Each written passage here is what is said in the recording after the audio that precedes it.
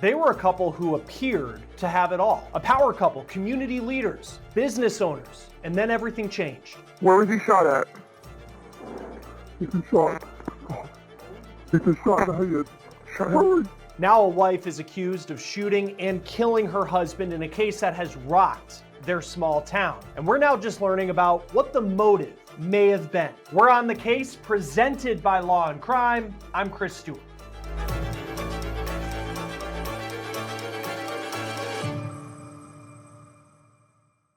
You never know what may be going on behind closed doors. That is a line you may be thinking about as I tell you this story we're covering out of North Carolina. This is the couple at the center of this case. I want you to meet the Smiths, Charlotte and Daine. I have with me my guest today, Miss Charlotte Smith. Hey. Here's Charlotte in a video posted to YouTube by the publication that she used to own. It was called Bladen Online. This is a paper that covered Bladen County, North Carolina, a rural stretch in the eastern part of that state. Charlotte's paper was one of the main ways that people in Bladen County knew what was going on. And Charlotte was active in the community. She also tried to run for a school board seat in 2022. Charlotte's husband was Daine Smith. Hi everyone, I'm Daine Smith with Cape for Heating and Cooling. Daine owned his own HVAC business. That was a video that was posted online of Daine giving tips on how to prevent mold and mildew in your house. His obituary says, quote, "The loss of this wonderful man is a tragedy beyond belief on earth, but our loss is certainly heaven's gain." So let's talk about how Daine allegedly lost his life and why the case against his wife may not be so clear-cut. This is the house that the Smiths lived in Elizabethtown, North Carolina. Police say around 11:20 in the morning on July 8th, a neighbor called 911 after finding Daine on the back porch. Where was he shot at? He's been shot.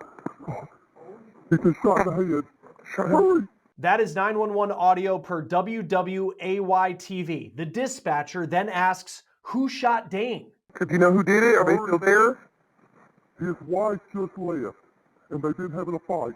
The shooter is allegedly Charlotte Smith, the former newspaper publisher. In fact, Smith sold the newspaper in April of this year, and I want you to look at this line in the article announcing the deal. Quote, "A very successful and beloved media outlet was owned by Bladen's own Daine and Charlotte Smith, who had decided to dedicate more of their lives at this point to family and enjoying life with a little less stress." That was on April 29th. A little more than 2 months later, Daine would be dead on the back porch of their house after allegedly being shot by Charlotte, who police say fled the scene. Charlotte was arrested later that day in Montgomery County, North Carolina, which is roughly 2 hours away. I want you to look at her mugshot and you can just see the anguish on her face. She is now charged with first-degree murder. But there's potentially more to this story.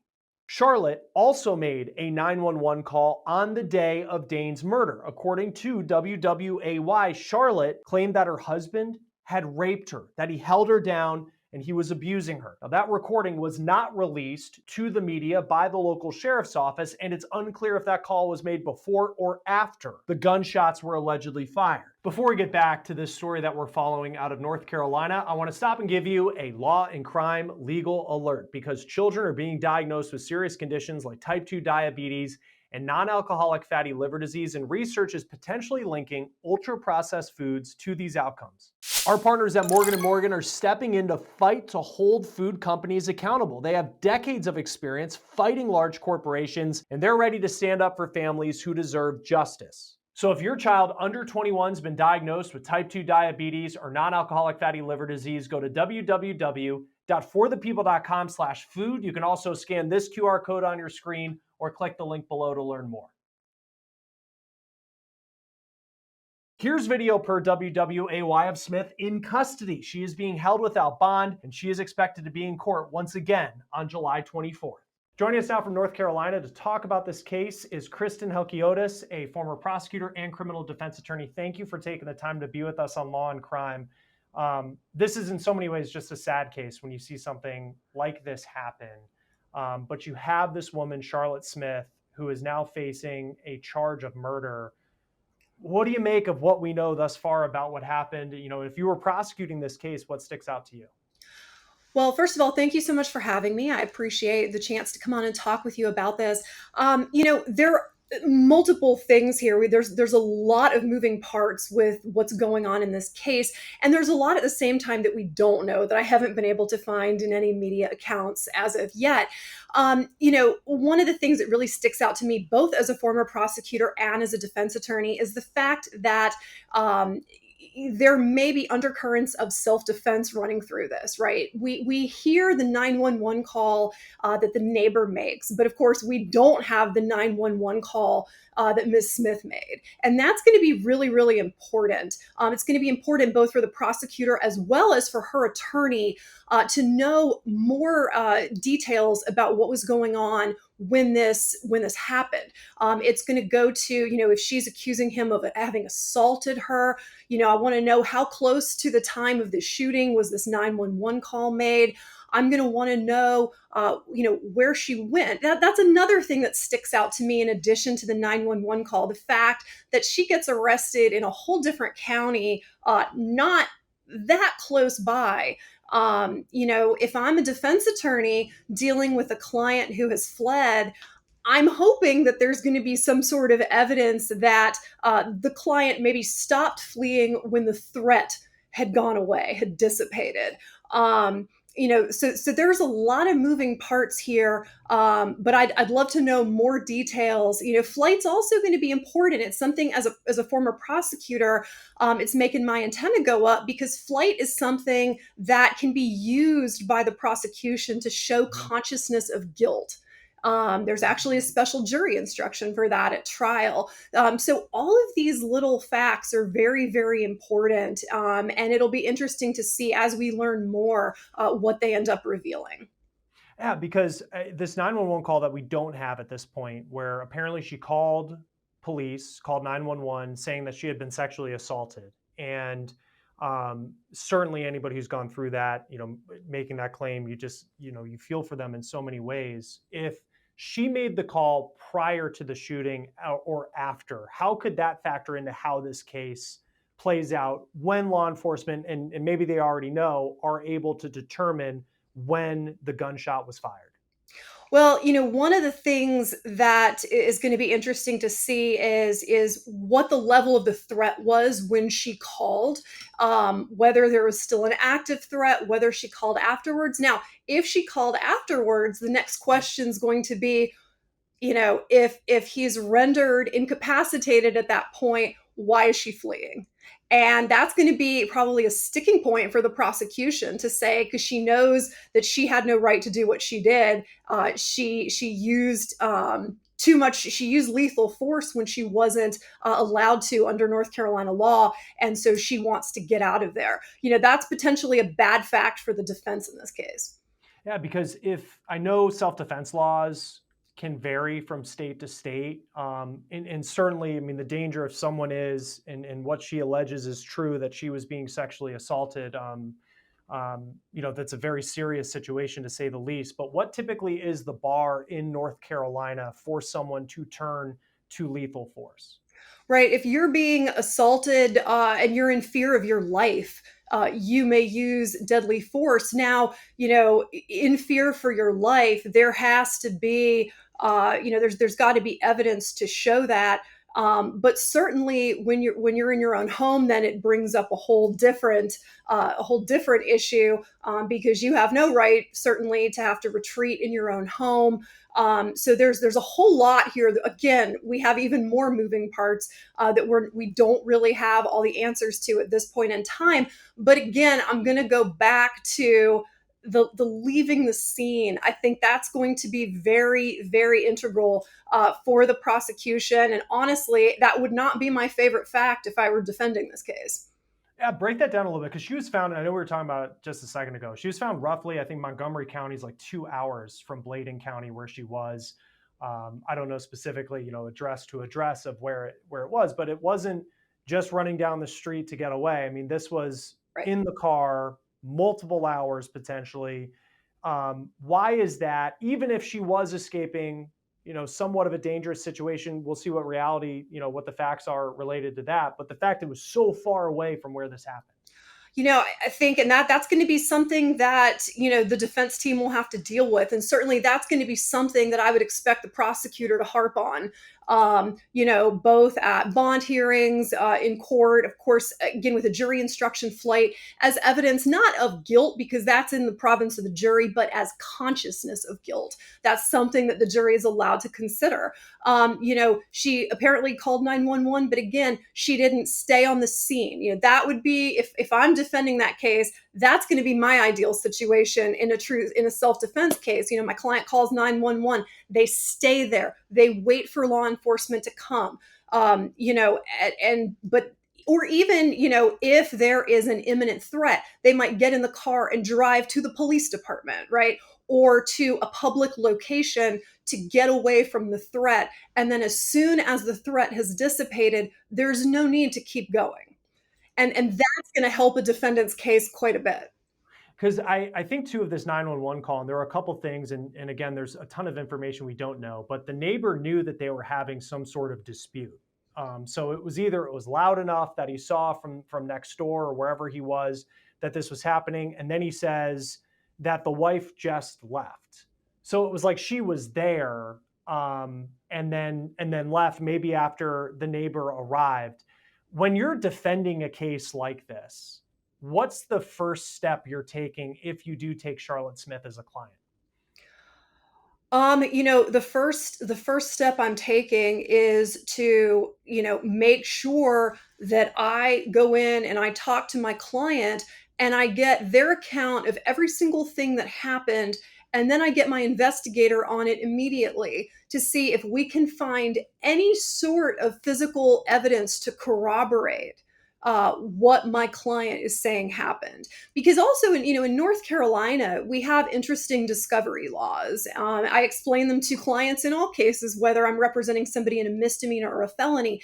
And that is, we're not statutorily entitled to discovery until a case is indicted by a grand jury to superior court. So right now, the case has just been charged, it's pending in district court, and the defense team has absolutely no right to any sort of discovery whatsoever.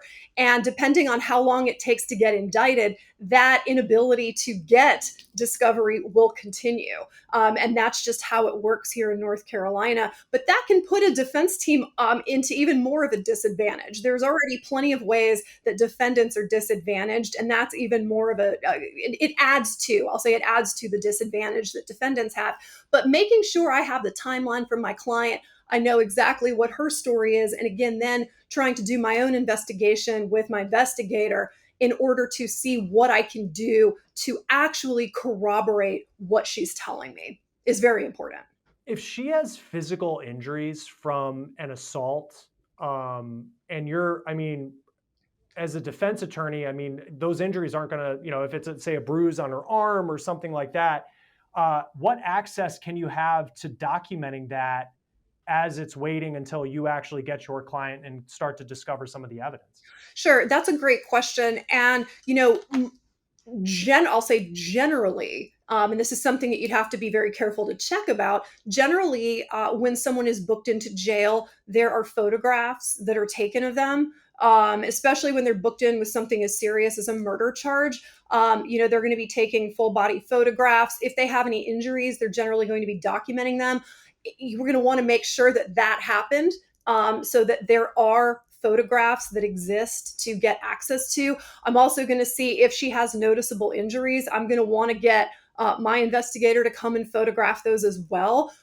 Some places I'll probably just be able to do that. Some places I might need a court order. It depends on the jurisdiction and the sheriff of the individual county where this happens. But I'm definitely going to want to make sure that those injuries get documented. And this happened in Bladen County. And it seems because of this couple they were figures in the community. She formerly owned a newspaper there. He was the head of a successful HVAC company. This seems to be high profile news in Bladen County, North Carolina. What's the wait typically from it being in district court to then getting to the point, if you were her defense attorney, to actually be able to start going through that evidence? So disclaimer, I don't practice in Bladen County. I'm not aware of their protocols there and how long the cases typically work through the pipeline. Bladen County is a very rural county. extremely rural. So I'm not sure. They definitely don't have the same kinds of caseloads and backlogs, I would guess, as an urban county like Guilford, where I practice. But in other counties, it can take months. It can take sometimes up to a year before you're getting a case indicted. It just depends. Wow. There's not necessarily any uniformity in that sense. Does it being a more serious crime? I mean, this is murder, so it's as serious as it gets. But certainly, and I know you don't practice in Bladen County, but for it being a high profile case as far as Bladen County goes, I mean, does that put it a little? Do you get to cut in line? I guess if your case is a little bit more serious than some of the other ones that may be in the works. Who knows? It's going to depend on how their district attorney's office prioritizes it, and certainly given the fact that it is very high profile for Bladen County, that might certainly have the potential to affect how the prosecutor's office chooses to prioritize it. Going through, and I know social media only tells so much of the story, but this seemed to be a couple publicly that had no problems whatsoever. They had owned this newspaper together.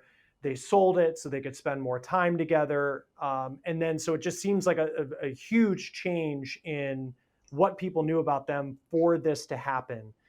How could that factor, and this is a huge stretch, I know, as I make this comparison, but I just think in the wake of the Diddy news and how text messages and how those, though someone may say a relationship was different than what was public, a jury can see a text message and start to question whether or not things were, what the reality of a relationship was.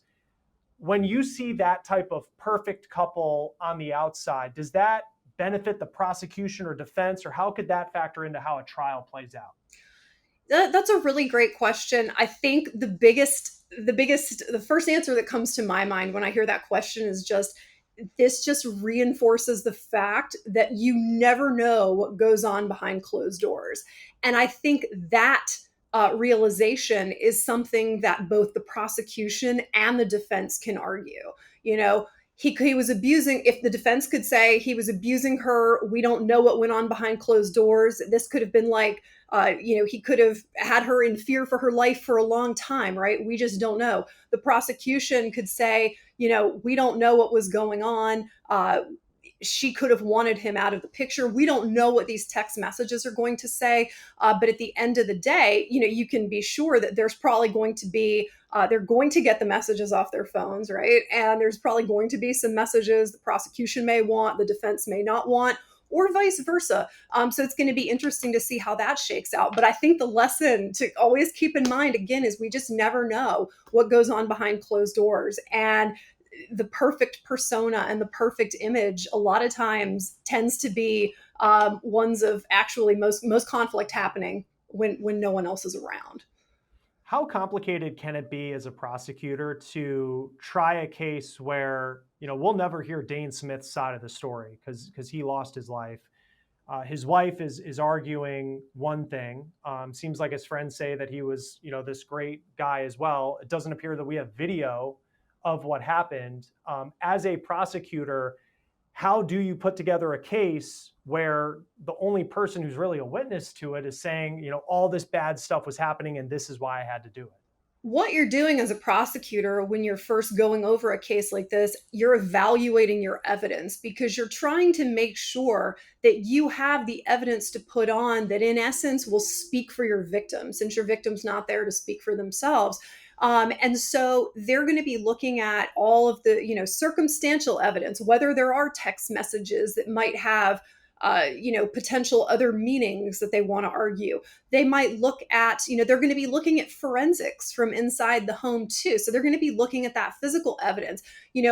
How is this man positioned when he was shot and killed? What is the story that she's saying? Does the story that she's told, if she's told a story, because we don't know if she's given a statement to law enforcement, does that go along with the forensic evidence, or does the forensic evidence tell a different story than the one that she's trying to tell? So really, you're looking at your physical evidence and you're looking at your circumstantial evidence to try to put together a way to speak for this person who can no longer speak for themselves in cases where you don't have, an eyewitness to what happened.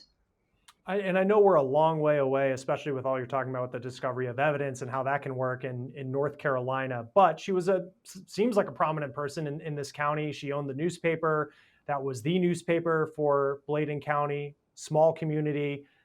She ran for a school board seat that she didn't win in 2022. If she knows people who might be a judge or police officers involved in this case, how does any sort of conflict of interest issue factor into how this case is from where we are right now to potentially a conviction or a verdict down the line?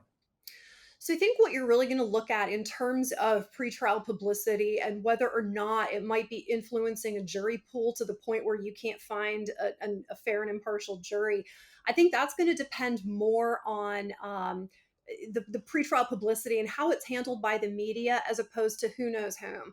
Because when you're dealing with counties that are very small, they're very rural, a small number of residents, regardless of where you are, if you're in North Carolina, if you're in California, people are going to know each other.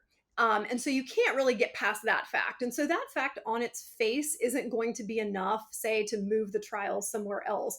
There's going to have to be a showing somehow that the defense would have to make that the pretrial publicity has prejudiced the jury pool, i.e. citizens of that county, to the point where they can't be fair and impartial. And knowing, how these cases typically work in North Carolina, and if you had to guess what the timeline would be until we actually got to a trial, how long could it go? A couple of years. Really? Wow. So that long. So things are just getting started. And then for Charlotte Smith from her case, let's just say that she's able to prove some of the, the bad things that were happening in the home. I assume she's not going to be given bond. She'll likely be in jail for the next couple of years prior to a trial actually happening. There's a high likelihood she may be in jail. Now, what I will say is in North Carolina, if you're charged with first-degree murder, yes, you can be held without bond.